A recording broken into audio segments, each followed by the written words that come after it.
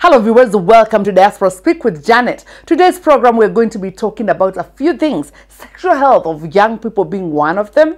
We're also going to address us Africans and the market. How can we sell our things in the market and make sure that they're really being bought by everybody? We're also going to be talking to people who really know how we can address problems that we are facing with the young people. So welcome to the program.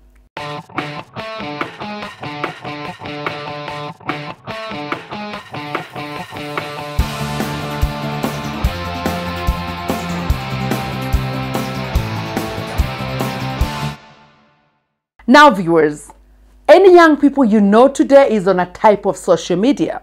Could probably be Twitter, Instagram, WhatsApp, Facebook. They're there and they're flaunting themselves because it is okay nowadays for you to show a little bit of your leg, a little bit of everything. And where do we cut the line of how much they can share online? Who is monitoring these young people to know how exactly they are sexually engaging? So I think the speed that this is going on is very, very high. So as a community, we should be worried and try to think, how can we address it? We managed to talk to Dr. Simiyu. Dr. Simiyu is a scholar, he's a researcher, he's also a doctor with a lot of knowledge of young people's perspective to sexual health. He has done a research on social marketing perspective to young people's sexual health, and as he was launching that book, I happened to be there, because this is a subject I'm interested in. So viewers, I want you to hear from Dr. Simiyu himself. What brought him to actually go and do this research? What kind of data did he collect? What did he find out about social media and sexual health of the young people? Let's find out.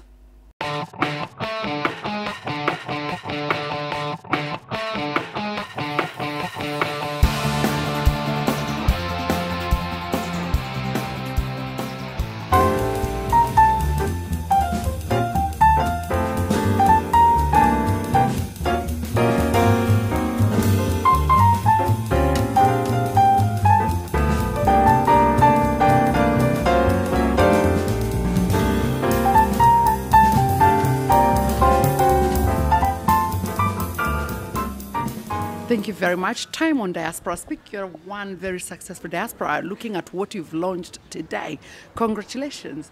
So tell us, from a Kenyan perspective, what does this book mean to you? This is my dream come true. Because as I said earlier on, I came to the UK to pursue further education in public health. And having pursued that at master's level and eventually doing a doctoral program as well in public health, I feel I've actualized. I've indeed achieved what brought me to the UK. But the publishing of the book, so to say, is the crowning of it all. Because then I've been able to put together material that are very useful for public health practitioners. And the material is applicable as well back in Kenya and other developing countries. So I'm very much excited that finally have a product which I can share with a wider audience internationally, and that it can really help in improving the health of, in particular, young people who are the main focus of my book. Now, the government of Kenya has been talking about the underused diaspora skills. We have doctors like you and many more doctors out there. What would be your recommendation to the government on how they can work with skilled people like you in the diaspora?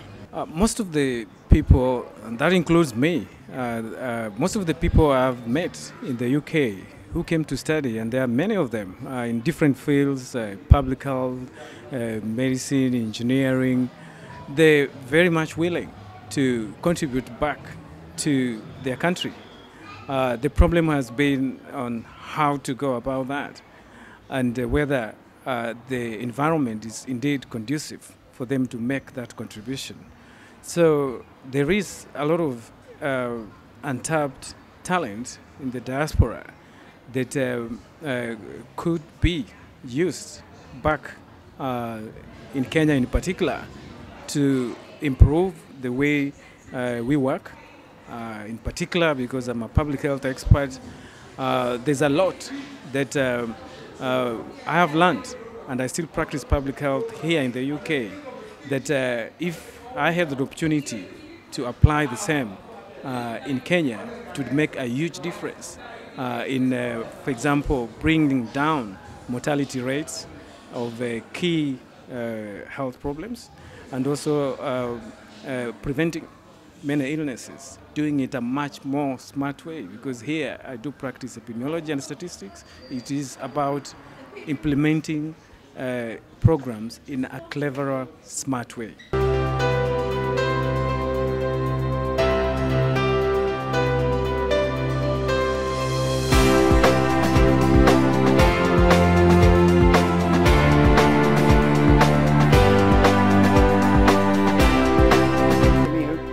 I worked with him in Barking and Dagenham for a year in 2012-13, and he was working as our public health information lead, and he and I together collaborated on quite a large bit of work that working on GP data that went down very well with the CCG and other partners that we were working with. It was an excellent piece of work and is still quoted really for its excellence. So what does his book mean to public health in the UK, and also to universities, not just public health? What does the book mean?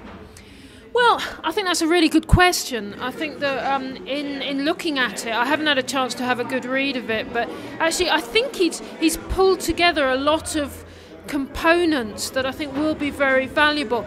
As I said in that question, I think the main question is how to get his information out there, because most people won't be buying the book and most people won't be reading his PhD dissertation, and I think that his material needs to get out there in other forms. He said that he's quite happy to come out and do talks on it, and I think that'll be very valuable.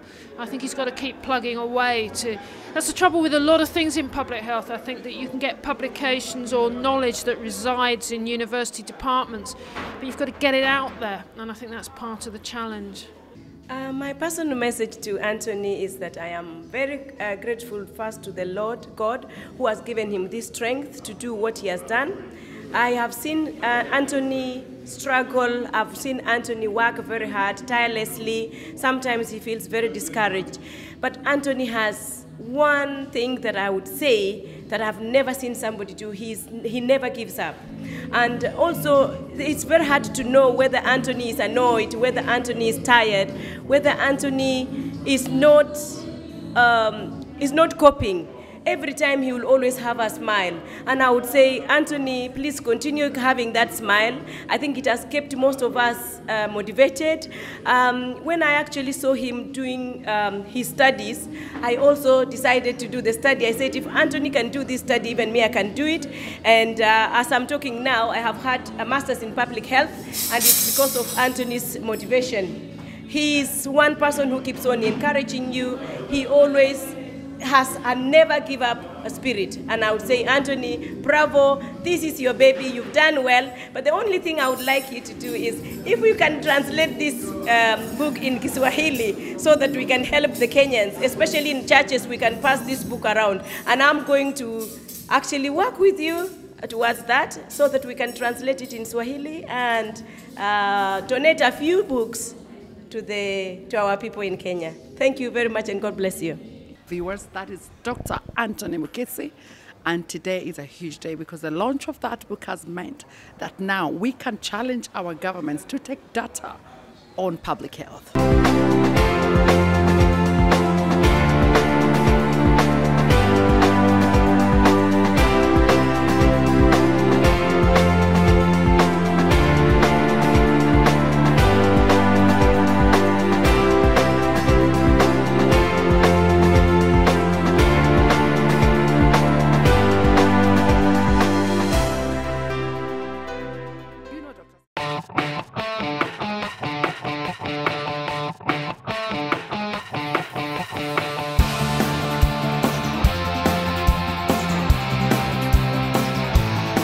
Viewers, you've heard Dr. Simiyu.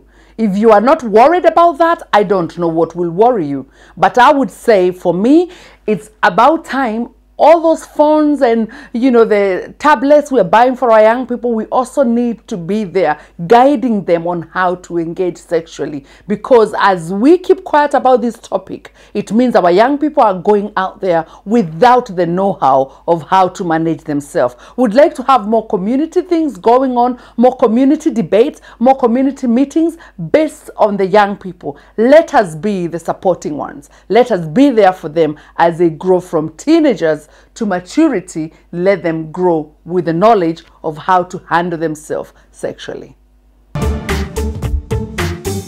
So what you're trying to say is that the Tanzanian government can tap into the diaspora because something like health sector or education sector, but what is stopping the diaspora from actually going to Tanzania and doing what they need to do? In any case, they're still Tanzanians. I don't think that's we shouldn't accept that anymore. We want to demand that we also want to have a say. It's not just a case of rubber stamping everything they say here. Alafu wanaenda nyumbani, they do what they want to do, and then next election they turn up again. Here we are again, time for credibility.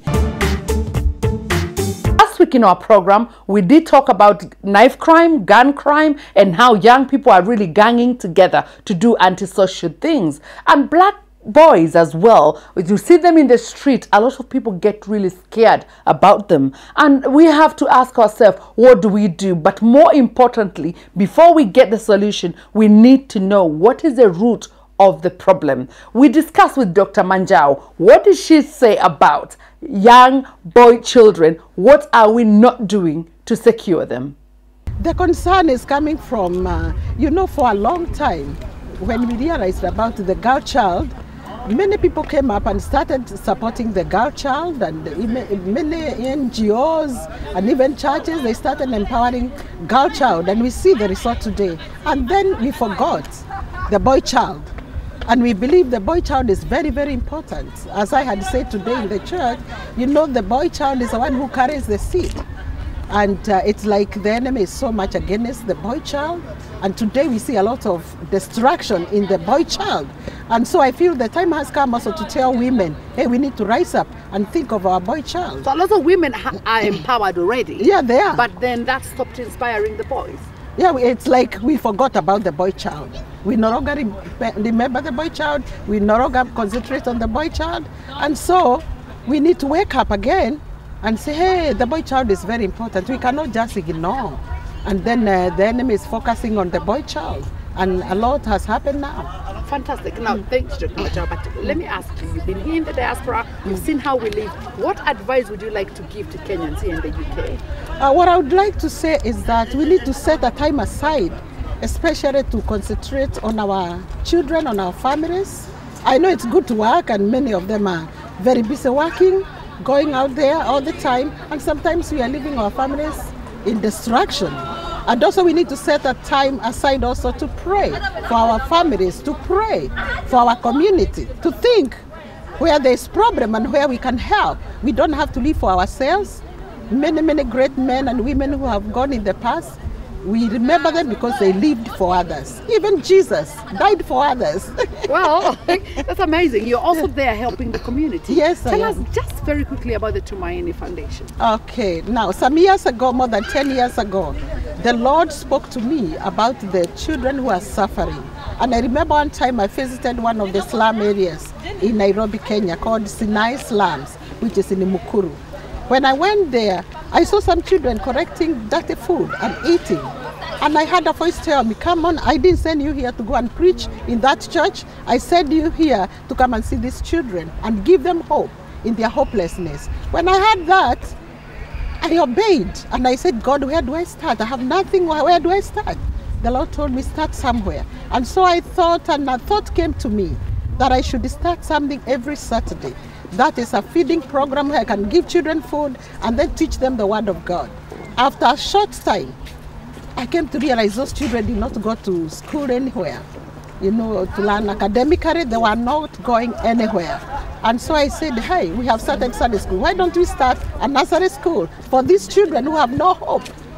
And so we began. And today, I'm excited to say that we have some of the children who have gone up to high school, but still in the slum area, trusting God that one of these days we'll be able to move our children to a safer place, because also slum area is a terrible place. We have actually some of our children who are sexually abused, and the people who abuse them are the people living with them. And so we feel there's also that great need to move our children, some of them, especially those who are desperate. Although we shall not forsake the slum, we'll still be going for more. But we need to move those children to a safer area. But so far, they look wonderful and beautiful. And many of them, if you ask them today, they'll tell you, I'll be a doctor, I'll be a pilot. They have hope. And they look beautiful. Those are two issues we've addressed today: sexual health of young people. We've also addressed boy child and antisocial behavior. So if you're a parent out there and you're struggling with your son, with your daughter, you don't know what to do with them, I do mentorship for young people from my teaching background. So if you're struggling, give me a call. Let's find out how we can save our young children. We want them to be responsible adults, and together, if we put the effort together, we will salvage those who are going wrong. I'm looking forward to hear from you, and also to know if you're out there and you also offer services for young people. If you're out there and you also offer counseling and mentorship, please let us know. So as the number we get, the young people we get, we'll be able to support them. As a community, let's own the problem. Let's find a solution. Youth and beauty should always be celebrated, but so should generosity and a giving nature. Now, the image of beauty contest has taken a bit of a battering in recent years, but there's one that's scheduled to take place in London, and believe me, it is different from most. The aim is to help Kenyan youngsters living in the UK to become ambassadors for their homeland.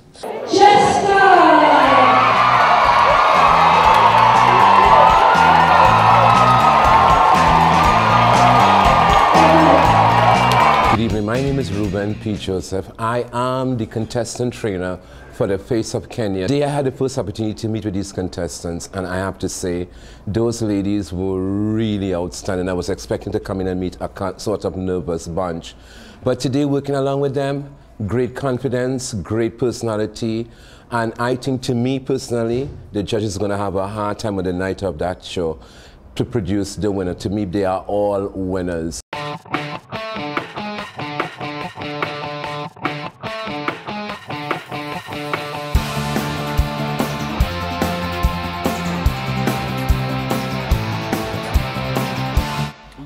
Barking and Dagenham has received an influx of African people because obviously we follow where our friends are going to live. So yes, the influx means that whatever comes in the market has to represent. So we happen to go to the Africa market, Barking and Dagenham, just to find out who is accessing the market, what is being sold, is it selling, is black people in Barking and Dagenham supporting each other? So let's find out what Africa market in Barking and Dagenham is serving, and who is dealing with this market, who can come to exhibit in the market, and how can you yourself exhibit in Barking and Dagenham Africa market.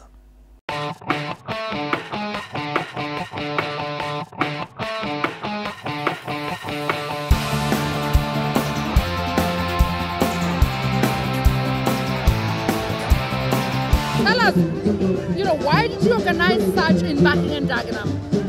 We go from borough to borough. It's not just Barking and Dagenham, but Barking and Dagenham is very, very unique in the sense that we've been running this for over 10 years now in Barking and Dagenham. We do it every year, consistently, successfully as well. So what makes it really outstanding, I think, is majority of the diversity in the borough, and also the local authority also embraced us as well. So we've put everything. It's like, when you have love, you show love. When you get it, you show love. You show it back as well. Yeah. So they've embraced us, and we've actually given it back. So that's basically what it is all about. And I mean, it's been such a busy day. It's been such a busy market. So tell us, what are people showcasing here today? Well, art and craft, textiles, workshop, food, drinks, everything that is related to Africa, basically. What represents Africa is what they've shown today, and that's it. Most of us, we call ourselves diaspora. We are people who move from our mother country to the UK. How can we promote our countries better right here in the UK? This is one of the platforms. There's several ways. Teach your children how to speak your own dialect. And then several ways. There are ways that you need to showcase it to other people. you know, festivals is a platform. This is a mini festival. We call it the biggest African showcase. It is the biggest African showcase that we do, because actually, in reality, it's actually a market. But the one we do in Barking is a festival, because it's bigger than all the markets that we do. So we call it the biggest African showcase in the UK. That is the one that we do. We're not saying that it's the biggest African showcase all over. So that's basically what it is. On our next feature, we are addressing the fact that the Kenyan government has said diaspora can vote progressively. So we were asking this word progressively, does it mean that a few can vote? So we wanted to discuss, we were invited by the Kenya High Commission to the UK to go and discuss how we think the diaspora can get involved in the voting process. Is the IEBC ready to actually include the diaspora in the voting process? Is it going to be fair? Are the votes going to be stolen? Those are the kind of questions that people kept asking themselves. How will they do it? Let's find out what Kenyans in the UK think about IEBC and diaspora voting. The vote is not subject to government. It's been guaranteed by the Constitution. It has been confirmed by the Supreme Court. I just told you we are now looking at the how to implement that. And for us to do that, we need to know where people are, how many they are, so that we are able to plan. It's basic project management. You need to know the information for you to plan. And so that's where we are right now. And also we have got international best practice in the diaspora. Even our own neighbors, Uganda, Egypt, South Africa, when they are voting for their countries, they only vote for national elections. They don't vote for local elections. And for us, we have maintained that for a start, we will start with the election for president and national referendums for the diaspora before we can go down to maybe governor and slowly achieve the full rights. So it's not about government giving you the right. It's been given by the Constitution and confirmed by the Supreme Court. The reason why these numbers are important is because under our regulation, the regulations we are going to bring, there will be certain minimum requirement for a country to qualify to be a polling station or a polling center. If you have got 50 Kenyans in Libya, I'm sure it's said, but you may not have to allow them to vote for now, until we develop a system where they can be able to vote even online, eventually. Because Kenyans need to know the difference between registering with the mission as Kenyans to be known they are around, and as well as they need to know to register for to vote is a separate issue. So when you differentiate the two, engage people on the ground to keep running, you'll be making a lot of progress, because all these people in the diaspora, they know where their circles are. We have so many circles, Luton, London, but we all know where we are. So I think that would be the best strategies. Then the second issue is that the real time when you begin to vote, how about considering what you term as international best practice? For example, how about postal voting for diaspora because they are far away? How about proxy voting because we are far, but how about being represented? These are things that we see all the time. If I am British citizen, I travel abroad, I can vote through proxy back here in the UK. Yes. And the same thing, there's a lot of options that you can employ to overcome the challenge. Well, you've had the discussion. Isaac Hassan is talking to the diaspora. And for me, I would say as diaspora, let us be the solution. Many of us always manages to bring a problem where people are trying to progress. Let us be the solution. Let us all make sure that we vote in the next coming elections. Now, obviously, it's not so straightforward. We managed to talk to a lawyer who talked about the legal perspective of diaspora voting. I think to get people to come and register is the key, because a lot of people, from my perspective as a lawyer, I know that the Home Office, they liaise a lot with the Commission in terms of finding out whether someone is a Kenyan for the purpose of maybe taking them back to their country. For that reason, a lot of Kenyans will not register with the Commission for voting purposes because they'll worry whether that registration will mean the Commission will share that information with the Home Office. That's a concern. And I really think there has to be a way where there's a separation. So someone will need to know that if I register with the Commission, it's not for the purpose of them sharing that information with the Home Office. It will be completely separate. It's a trust issue. Absolutely, yeah. It's a trust issue. And I think that's a big challenge because a lot of people here in the UK, we're diaspora. This is not necessarily where we come from. We're here for different reasons. We're here for working, for studying, and things happen when you come here. Things happen. And I think for those people who find themselves in a situation where things have happened and they can't go back home, but they still want to participate in voting, for example, it's a challenge for them to come out and be able to register because they worry whether that's going to put them in.